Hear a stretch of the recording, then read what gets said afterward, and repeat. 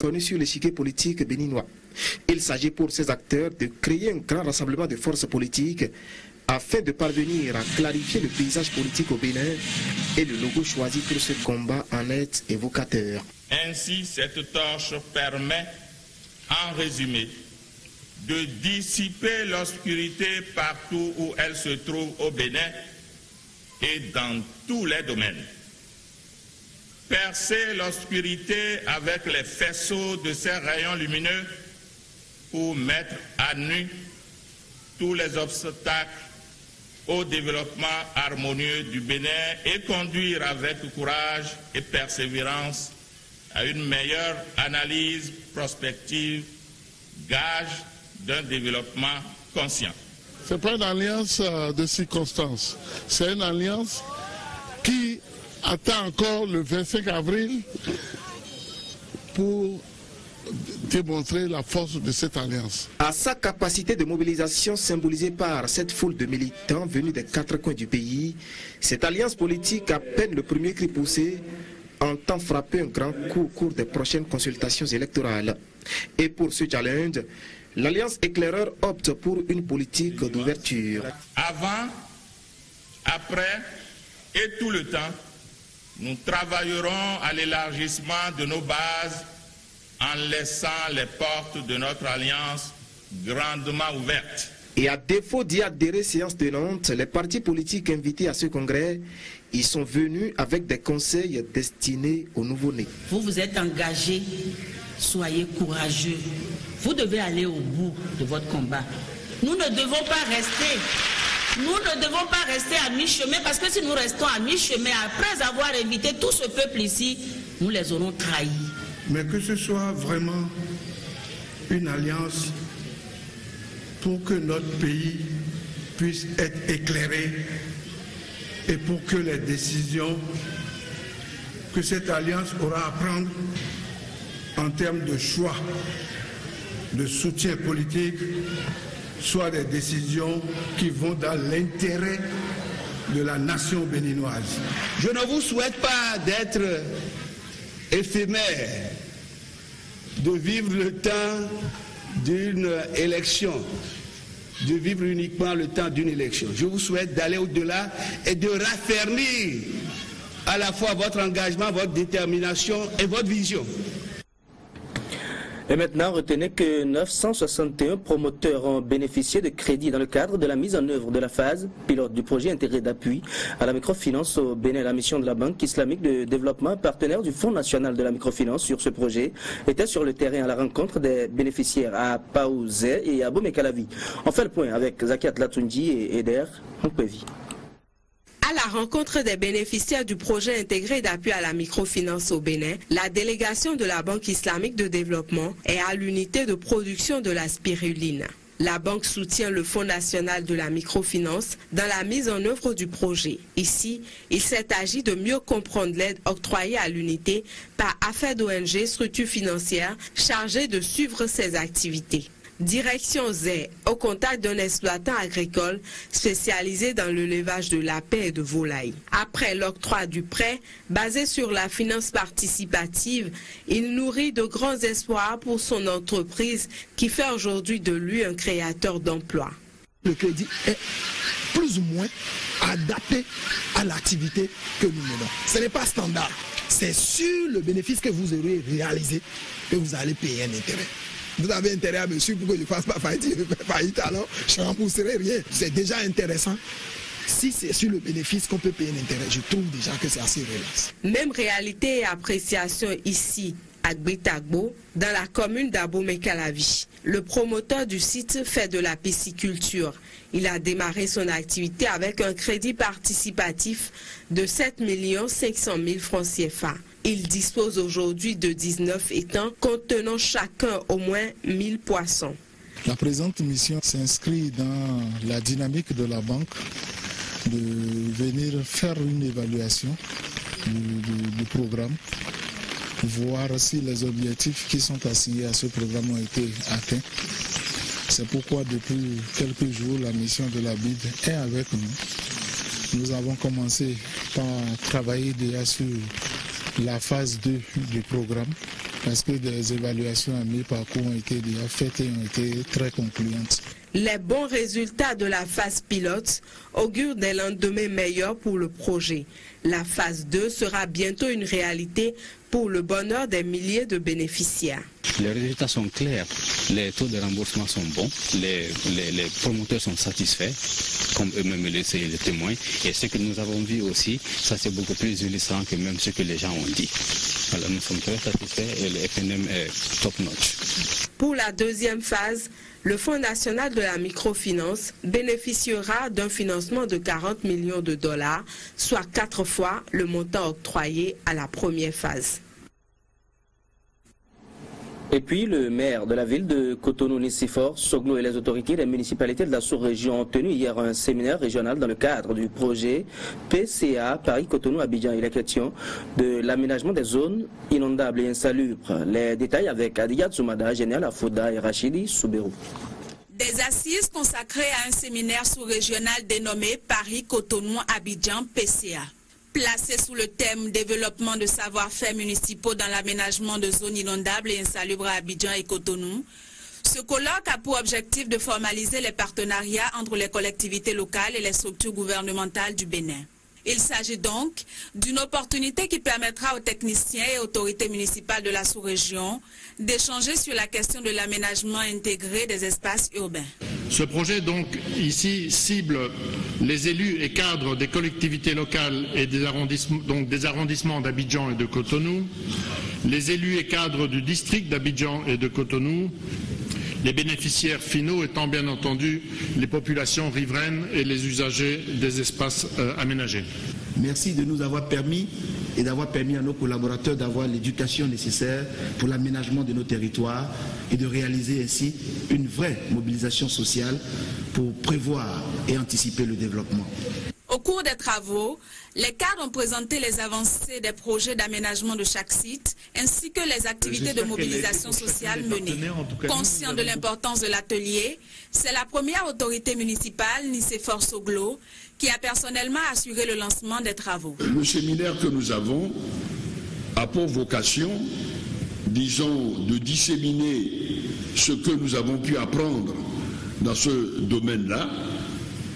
Et je crois que également les habitants des sites que nous avons retenus ont fait un travail absolument remarquable. Parce que si on veut pérenniser ce type de projet, il faut nécessairement que les populations soient intimement associées. Au terme du séminaire, les forces et les faiblesses du projet PCA seront dégagées pour une pérennisation des acquis et l'obtention de meilleurs rendements. Toujours avec les collectivités locales, des investisseurs français s'engagent à accompagner les actions de développement de la ville de Parakou. Ils l'ont fait savoir à l'issue d'un séjour de 48 heures passé dans la 3e ville à statut particulier du Bénin. Un séjour sanctionné par une bonne nouvelle pour les populations. Polycap, Onsou et Igor Danon. Bientôt, une usine de fabrication de sachets biodégradables et un centre de construction, d'assemblage et de distribution de véhicules à Parakou. C'est la principale nouvelle émanant d'un groupe d'investisseurs français qui a séjourné pendant 48 heures dans la 3e ville à statut particulier du Bénin. Un court séjour qui a permis aux Français d'explorer le terrain et au finish, ils se disent très séduits par la situation géographique de Parakou qui à leurs yeux est stratégique. D'où l'idée des 2 grands projets qui verront bientôt le jour. C'est vrai que c'est important de préciser que c'est un projet de filière. C'est pas simplement de la fabrication des sacs, mais c'est de fabriquer en même temps les produits qui vont être utilisés pour fabriquer ces sacs, c'est-à-dire le maïs. Donc ça veut dire que ce sont des productions agricoles. Il faut absolument qu'elles soient faites sur place, à terme. Bien sûr, ce ne sera pas immédiat, mais il faut commencer à y réfléchir, de connaître les zones de production, en sachant néanmoins qu'on le voit sur différents pays, il y a des excédents de maïs qui pourraient être utilisés pour ces sacs. Ce sont des projets porteurs qui, à coup sûr, donneront un coup de pouce à l'économie locale, se félicite le maire. Selon l'autorité municipale, ces projets s'inscrivent d'ailleurs dans la noble vision de développement non seulement des autorités locales, mais aussi du pouvoir central. C'est pourquoi il s'engage au nom de son conseil à tout mettre en œuvre pour qu'ils connaissent un aboutissement heureux. Quand nous voyons aujourd'hui l'ensemble des projets structurants qui sont mis en place au niveau de la ville de Parakou, le dynamisme de celle-ci va pouvoir prendre encore une ascension. Quand les projets tels que l'aéroport international de Tourou va être opérationnel, le port sec vont être opérationnels, la réhabilitation de la voie ferrée Parakou et Niamey va être une réalité. Cela a déjà commencé. Je crois que tout ceci permet d'espérer de lendemain meilleur pour ces deux projets-là. La prochaine usine qui sera installée à Parakou aura également pour mérite de contribuer à la lutte contre la pollution de l'environnement causée par les sachets plastiques. Un titre, volte-face des conducteurs de taxi-moto de Parakou dans le cadre de l'opération port obligatoire du casque. Moins de mois après leur mouvement de protestation, ces mêmes émédiants sont montés au créneau pour cette fois-ci soutenir l'opération. Ils ont donné de la voix à la faveur d'une caravane organisée à travers la ville. Compte rendu. Il y a environ 3 semaines, ce sont ces mêmes personnes qui s'opposaient catégoriquement à la chose. Aujourd'hui, c'est une volte-face qui ne dit pas son nom. Les conducteurs de taxi-moto de Parakou disent désormais oui au port obligatoire de casque. L'objectif de cette caravane est d'inciter non seulement les leurs, mais aussi toute la population de Parakou à porter le casque une fois à moto. Sous le soleil de plomb, ils ont parcouru pour la circonstance plusieurs kilomètres à travers les rues de Parakou avant de chuter à la mairie où une motion sera lue. Suite au drame de la date du 31 janvier 2015, les responsables des diverses associations et syndicats se sont retrouvés pour prouver à la population de Parakou que cet incident ne provenait pas des conducteurs de taxi professionnels. Suite à ça, nous disons oui au port de casse et invitons toute la population au port de casse car le ZEM connaît son droit et son devoir. Et c'est que nul n'est au-dessus de la loi et nul ne se fera justice. La loi reste toujours telle et le Zémidia conserve toujours son rang. La motion est reçue par le deuxième adjoint au maire qui se réjouit de cette initiative de ceux qu'il appelle des hommes non négligeables de la société. Parce que nous disons que nous n'avons aucune honte à aller à Zémidian. Zémidian, c'est aujourd'hui un fait incontournable qu'il y a des endroits dans nos villes où il y a des distances où il faut aller, où le véhicule ne peut pas aller. Grâce au taxi-moto, on peut y aller. Ce que nous allons recommander même, c'est que nous disons aux populations, à tous ceux qui veulent aller à Zémidian, s'ils trouvent un Zémidian qui ne porte pas de casque, qu'ils ne le prennent pas, qu'ils ne montent pas dessus. Pourquoi? Parce que tout simplement, lorsqu'ils voient les policiers debout ou que les policiers font mouvement, ils paniquent ou qui est porte-bagages là, ils vous renvoient au sol. La marche a été encadrée de bout en bout par les éléments du commissariat central de Parakou. Preuve que policiers et Zémidians de Parakou vivent une véritable lune de miel.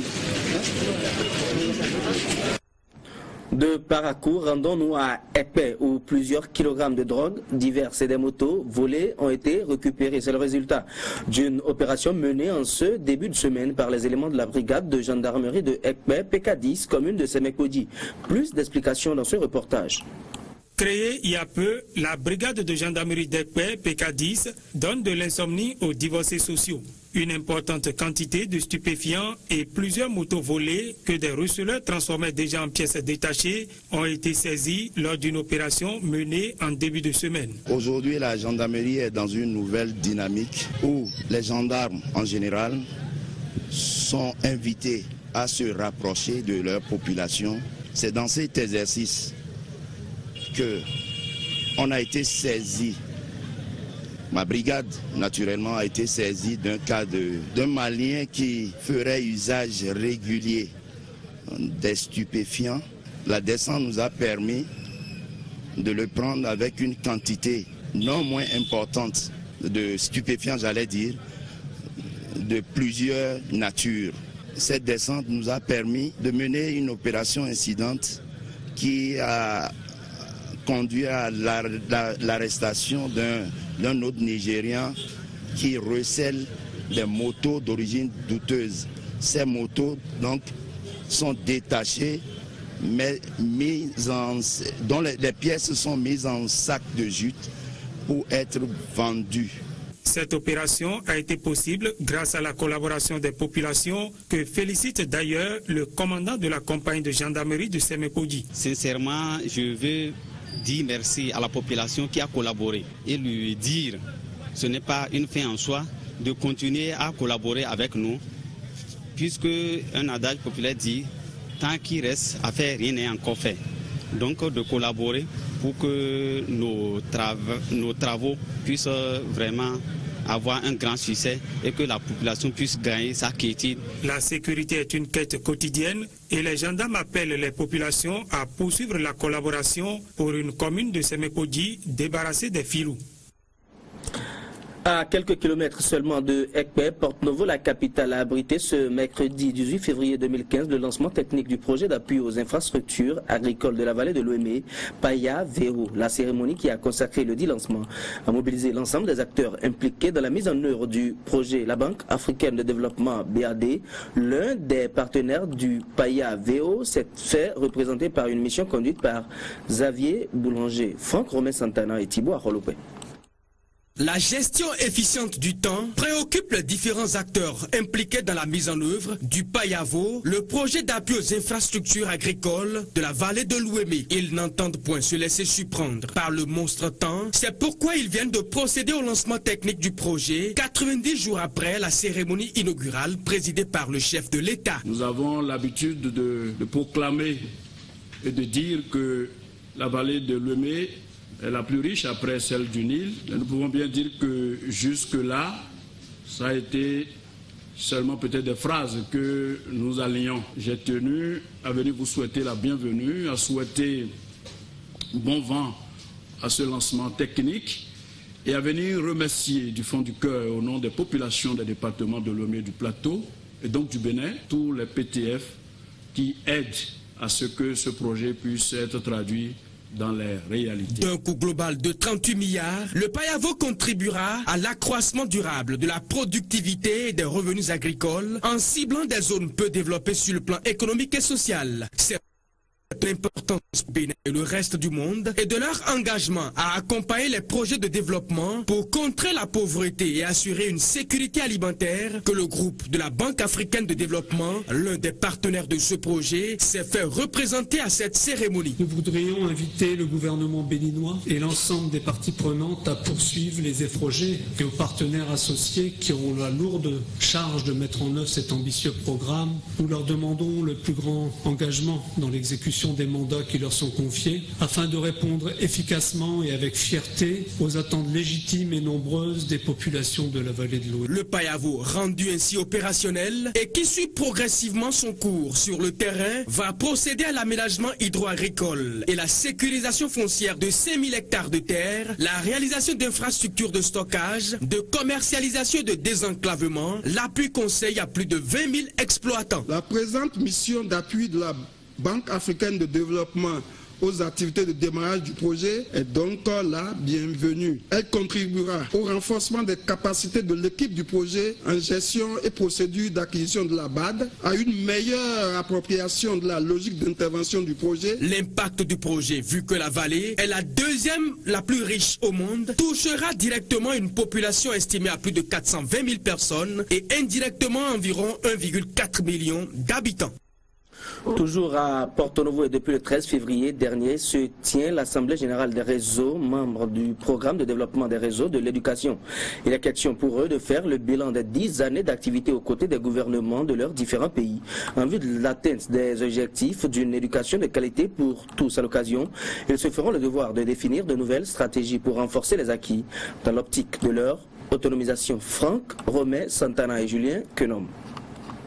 L'importance de ces assises n'est plus à démontrer, vu que le chemin parcouru, les actions menées et l'expérience capitalisée depuis une décennie sont édifiants. Malgré les efforts consentis de part et d'autre, les résultats obtenus sont en dessous des attentes. Mobilisés ici à Porto-Novo depuis le 13 février, ces différents acteurs du système éducatif se sont évertués à passer en revue les projets qu'ils ont conçus et conduits dans l'optique d'aider les gouvernants à opérer des changements qualitatifs dans le secteur de l'éducation. Prodere-AO, c'est pour renforcer dans chacun de nos pays, renforcer tout ce qui se fait en matière d'éducation, accompagner nos gouvernants pour qu'en 2015, nous puissions, aux côtés de nos gouvernants, 2015 est là, nous puissions répondre pour dire voilà le niveau d'atteinte de chaque objectif.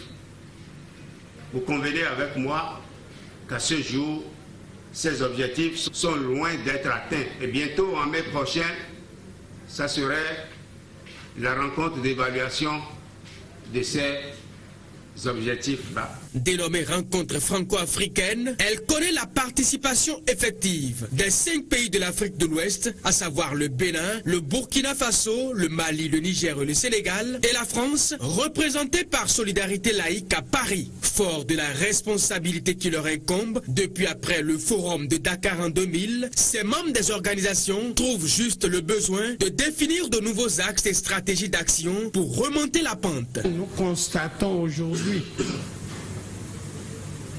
à l'exception sans doute de la France, mais les autres pays ici représentés vivent quotidiennement les mêmes réalités. C'est notre préoccupation et en voyant ceux qui sont représentés ici, je comprends que c'est la vôtre aussi. Je voudrais donc vous prier de ne pas vous décourager. Tenez bon, aidez-nous à aider nos enfants. L'engagement d'accompagner les États en vue de l'atteinte des objectifs de l'éducation de qualité pour tous, traduit à travers une convention de programme cofinancée par l'Agence française de développement AFD depuis 2005, reste de mise puisque chaque réseau national tient à être un acteur de référence en matière d'éducation auprès des coordinations de la société civile et des pouvoirs publics de chaque pays concerné. Nous devons organiser encore plus et mieux que nous le faisons actuellement dans nos 6 pays, le plaidoyer en faveur d'une éducation officielle, publique, gratuite pour tous et pour toutes et de qualité. Ça fait beaucoup de choses. C'est une ambition importante, mais si nous n'avons pas d'ambition, je crois que nous n'arriverons pas de toute façon à progresser. Les travaux de ces assises prennent fin le vendredi 20 février prochain.